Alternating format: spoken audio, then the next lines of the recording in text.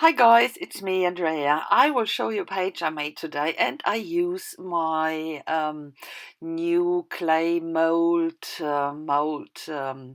things I got. That's from Viva actually, and I use the Fimo clay. It is a light clay that air dries or even the microwave.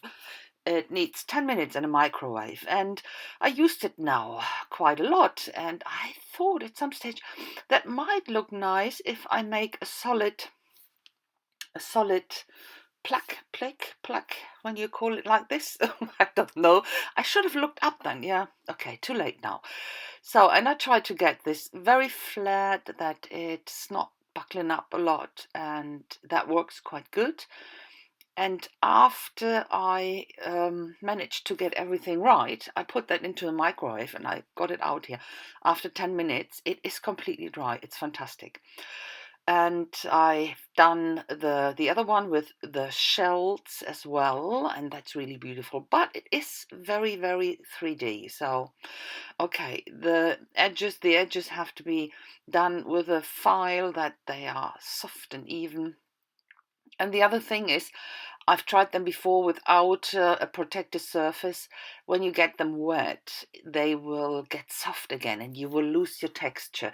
So when you want to work on them with water media, for example, then it is always better to protect the surface. And then it doesn't matter how much water you get on it. So for my page, I used this tissue paper from Tim Holtz. I all have this. He has quite a lot, and I have them all. But this is my absolutely favorite. I love it so much. Really, really beautiful and perfect for my theme, actually. So that was a black page anyway, and I put some gesso on top. Not especially for this page, but when I got that, or I saw that, I thought, oh, I would like to have some black back. Not a lot, but just that it looks a bit. Yeah, scruffy. I don't know, but it was a bit much, so I go back with white gesso and in this strokey lines. That's what I wanted. I will put the tissue paper on top, so if it would be too black, you wouldn't see a thing because it has black words on it and the graphic is black. That's why I put a bit more white back. This is the crackle paste from Viva Decor. It's You won't see it at the end a lot from the very very close, but I should have put it on thicker, but actually it doesn't make a difference, so it doesn't matter if it's on or not. So it was just an idea. Okay, I decided to tear that paper apart and have it partially on my page, and I use the best bits and put it on. Yeah, the best I think was the best bits, so that's how I've chosen them. And then you can already see here on the right there is this tissue paper with a script on it, and I will use that. That's actually from Canvas Corpse tissue paper. I have 10 of these pages, and they're really really nice. I really like to use them. Good to work with, and I like the script on it.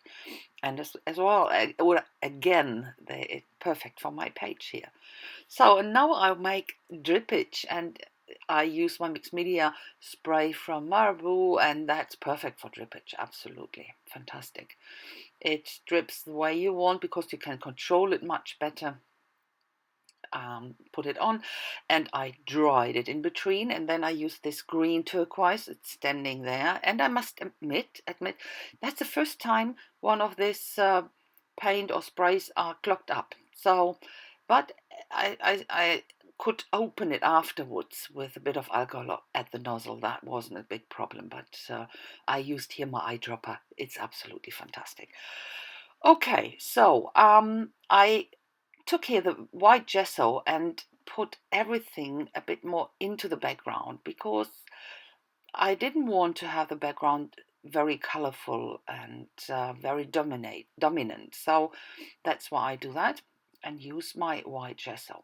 But of course I wanted to have everything peek through. So the gesso is a tiny bit diluted with water. This is a black acrylic ink from Liquitex, and I make splatters. You can see bigger ones, and when I tap on top like this, you get very fine little splatters. Okay, now back to my clay.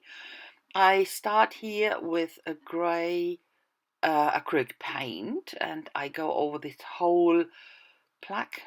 Do you call it plaque? I'm not sure, but you know what I mean. I'm sure you know what I mean. And that was a bit too much, and on the loose ones I decided to use some loose feathers as well. I go slightly over that. A bit of white is left. That looks much more organic. So to get this look back, I use white gesso, use a hard bristle brush, very dry, and go slightly over these feathers to get this really organic look. You know, a feather is not, of course you have pure white feathers, but when you look at these grey ones, they have different shades, so that's what I put down here. And this is water. I put water on it, damp it, that the paint I put on now can spread out, and that is this marabou spray again in this turquoise. I pick the color up from the splatters or the drippage and put it into the creases. I make sure with the water I put on first that it runs into the creases, and I do exactly the same with the loose ones here, and not too much water. There shouldn't be puddles on, but enough that it can spread out. And I used my mixed media spray there because I wanted that to be permanent. So this is a brush that's a 3x3 nil brush, and I didn't treat it well, so it was quite scruffy. But what I did, I cut off the hair, what was going crazy, and I have now a very, very fine brush, and I use it with this black acrylic ink to enhance the creases, the deep areas, the valleys, let's call it valleys, to get more depth into it and give it even more dimension. And here I put water on again, then I put the ink on and hold it a bit, angle it a bit, tilt it a bit, and even dab it onto my working surface, that it runs into this creases, but not completely, in a very natural and organic way. I do that to all the feathers, and that gives it even more dimension. But and I will do that to the single feathers. You can see I'm not using them all, but I prepared them all because I wasn't sure what I would use. So I couldn't resist a bit of magenta, no. Yeah, I needed that. I really like this magenta with the turquoise. I think it's a beautiful combination. And of course, it had to go onto my feathers as well, but a tiny bit, a hint of it. I didn't want to have too much on it.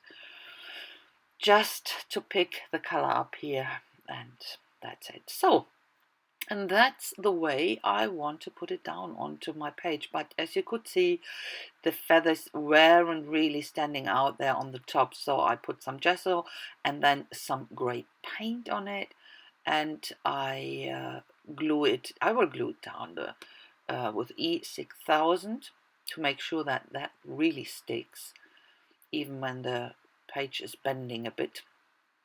So on here I blend the edges out. I didn't want to have this really defined edge, so I tried to blend it with white and grey, and that works.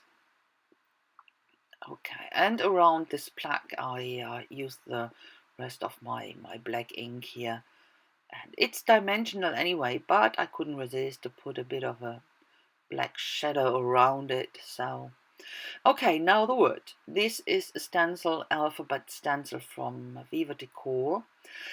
And the whole meaning about this page, actually, now when I see this feathers. A feather to me has something to do, or it brings this memories, or this thinking about writing, because that's how mankind started writing, with a feather, and I think nowadays people don't write enough.